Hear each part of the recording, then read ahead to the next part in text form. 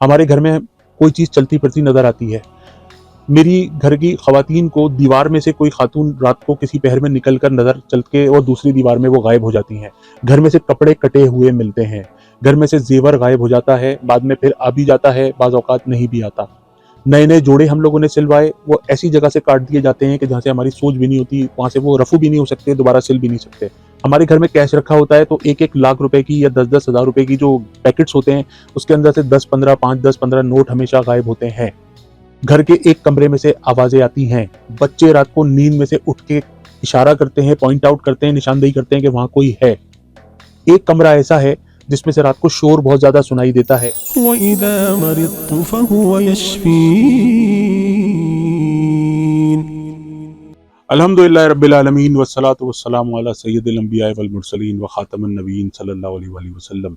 अम्मा बाद फ़अऊज़ु बिल्लाहि मिनश शैतानिर रजीम बिस्मिल्लाहिर रहमानिर रहीम। अल्लाहुम्मा सल्लि अला मुहम्मदिन व अला आलिहि व सहबिहि व बारिक वसल्लिम अलैहि। आपके बेहद पसंदीदा वीलॉग के साथ आपका मेज़बान आगा मिनहाज एक बार फिर हाजिर खिदमत है। अस्सलाम वालेकुम व रहमतुल्लाहि व बरकातहू। एक सवाल है नाज़रीन मोहतरम, बड़ा अजीब सा। ऐसे तो मेरे पास सोशल मीडिया से बड़े अजीब अजीब ही सवालात आते हैं और मैं कोशिश करता हूं कि वो सवालात आपकी खिदमत में पेश किए जाएं जो अवामी मसाइल जिसमें बहुत ज़्यादा इन्वॉल्व हों, जो लोगों में बहुत ज़्यादा पाए जाते हों, जो हर घर का मसला हो, जिसका इलाज हर जगह पर दस्तयाब ना हो। मैं ऐसे मसाइल ज़िंदगी में ज़्यादा उजागर करने की कोशिश करता हूँ। सवाल मेरे पास ये आया है कि हमारे घर में भारीपन है, हमारे घर में शोर सुनाई देता है, हमारे घर में कोई चीज़ चलती फिरती नज़र आती है। मेरी घर की ख़वातीन को दीवार में से कोई खातून रात को किसी पहर में निकल कर नज़र चल के और दूसरी दीवार में वो गायब हो जाती हैं।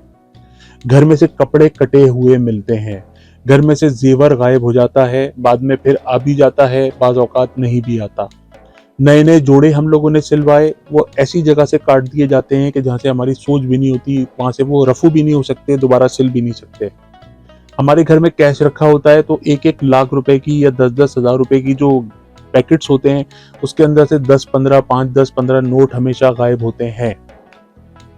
घर के एक कमरे में से आवाजें आती हैं, बच्चे रात को नींद में से उठ के इशारा करते हैं, पॉइंट आउट करते हैं, निशानदेही करते हैं कि वहां कोई है। एक कमरा ऐसा है जिसमें से रात को शोर बहुत ज्यादा सुनाई देता है। इस तरह के बेशुमार सवालात मेरे पास आते हैं। कहते हैं कि जी हम किराए के मकान में रहते हैं, रात को अचानक हमारे घर में से इलेक्ट्रॉनिक अप्लायंसेस बंद हो जाते हैं। ऐसा भी मेरे पास एक केस आया कि जी एक मेरा भाई सो रहा था और उसके मोबाइल में से मुझे मैसेज आया, तो मुझे बाद में पता चला कि मेरा भाई जिस वक्त सो रहा था उसका मोबाइल यूज हुआ, उसके कमरे में कोई भी नहीं था। इस तरह के सवालात जिससे अंदाजा होता है कि घर में कोई अनसीन फोर्सेस मौजूद हैं, घर के अंदर ऐसे तंग करने वाले जिन्नात मौजूद हैं। फिर हम इसका जिक्र जब किसी से करते हैं तो कहते हैं 2023 है जनाब, किस दौर की बातें कर रहे हैं आप, इन चीजों का कोई वजूद नहीं होता, इस दौर में कोई जादू टोने नहीं होते, इस दौर में कोई जिन्नात नहीं होते। हाँ जी, बिल्कुल नहीं है, बिल्कुल नहीं होते। जाहिर है आपके साथ ये मसला नहीं है तो आप क्यों किसी के मामले पे यकीन करेंगे।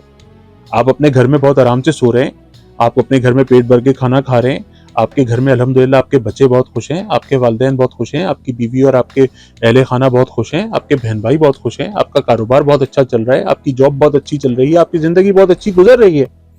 लेकिन अब ये कहने वाले कौन होते हैं कि जी 2023 है जनाब, इस दौर में जादू टोने नहीं होते, इस दौर के अंदर जिन्नात नहीं होते, इस दौर के अंदर कौन किसी के घर में घुसेगा, ये तो कोई घर के आदमी शरारत कर रहा होगा, अपने घर के अंदर से किसी को ढूंढो, वो जेवर गायब कर रहा होगा, कैश गायब कर रहा होगा, घर के अंदर कोई उसने मशीन फिट कर रखी होगी जो रात को 3 बजे वो आपको तंग कर रहा होगा। ऐसा ना कीजिए। उमूमन इस तरह की जो बातें करने वाले होते हैं ना, मैंने उन्हीं लोगों की जिंदगी में ये मसले आते हुए देखे हैं। जब आप सामने वाले के साथ ये मसला देखें, अल्हम्दुलिल्लाहिल्लज़ी आफ़ानी मिम्मा इब्तलाका बिही व फ़द्दलनी अला कसीरिम मिम्मन खलक़ तफ़दीला, ये पढ़ लीजिए ताकि वो मसला आपके साथ ना हो। उसके हक में दुआ कर दीजिए कि अल्लाह उसका मसला हल करे।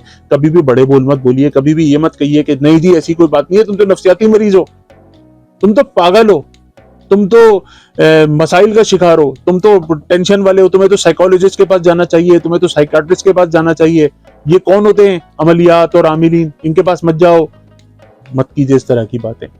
ان کے مسائل کے حل کے لیے دعا کیجئے. کیونکہ آپ جب باتھ روم جاتے ہیں تو کیا پڑھتے ہیں؟ اللہم انی اعوذ بک من الخبث والخبائث.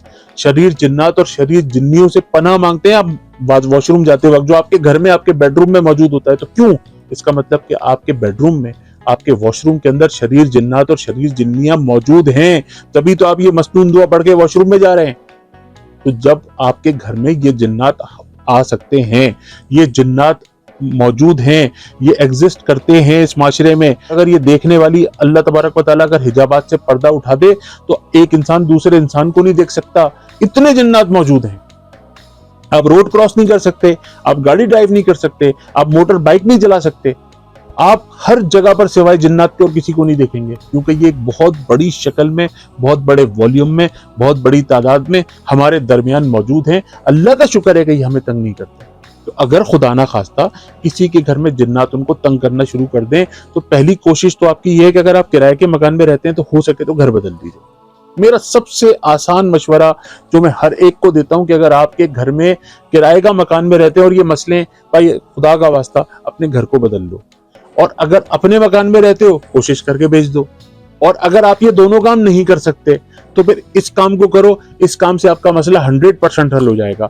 سب سے پہلے کیا کہ روزانہ گھر میں اذان دینا شروع کر دو، گھر میں سے پاکی رکھنا شروع کر دو، گھر کو صاف ستھرا رکھنا شروع کر دو. صفائی تو ویسے بھی نصف ایمان ہے. پنجگانہ نماز کی پابندی شروع کر دو، باوضو رہنا شروع کر دو، اور روزانہ غسل کرنا شروع کر دو. تو انشاءاللہ ان چیزوں سے 90% مسئلے حل ہو جاتے ہیں. اور پھر اللہ تبارک و تعالیٰ نے قرآن پاک میں سورہ بقرہ بھی تو نازل فرمائی ہے نا، تقریباً 2.5 پارے کی. جب آپ پہلی سورہ فاتحہ ہے، اس کے بعد سورہ بقرہ ہے، تو سورہ بقرہ کی جب آپ تلاوت روزانہ گھر میں شروع کر دیں گے اور اس کے بعد اس کو پانی کی بوتل پہ دم کریں گے، اسپرے والی بوتل میں، اور کچن باتھ روم چھوڑ کے پورے گھر میں اسپرے کریں گے، تو انشاءاللہ یہ مسئلہ ویسے بھی حل ہو جائے گا. دوسرا بھی حل ہے اس کا.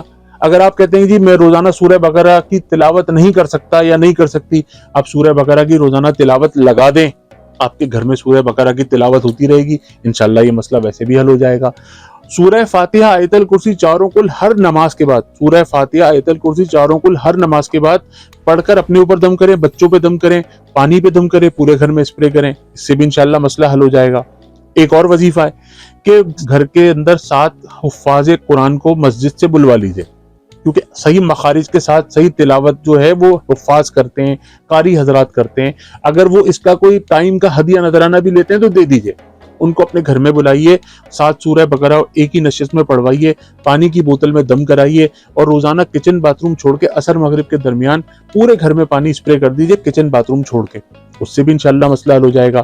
اچھا، سورہ بقرہ کی آخری 2 اور سورہ مومنون کی آخری 4 یہ جو آیات ہے، یہ ہر نماز کے بعد 11 مرتبہ پڑھ کے پانی پہ دم کر کے خود بھی پئیں، گھر میں اسپرے کریں اور دعا کریں، روزانہ اذان دیں. انشاءاللہ اللہ تبارک و تعالیٰ نے چاہا تو گھر انشاءاللہ نیٹ اینڈ کلین ہو جائے گا.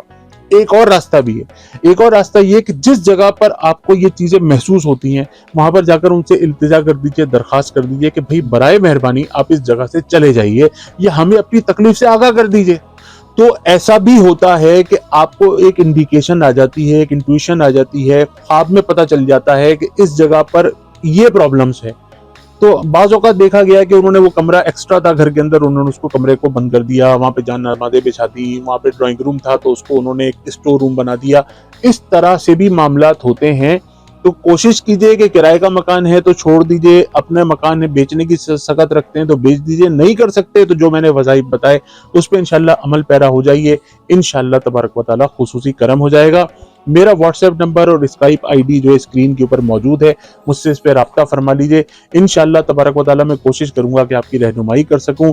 پنجگانہ نماز کی پابندی کریے، باوضو رہنے کی کوشش کیجیے، روزانہ غسل کیجیے، تسبیح فاطمہ اور آیت الکرسی ہر نماز کے بعد پڑھیے، والدین کی خوب خدمت کیجیے، زمزم سے دوستی کیجیے، بہت زیادہ زمزم کا استعمال کیجیے.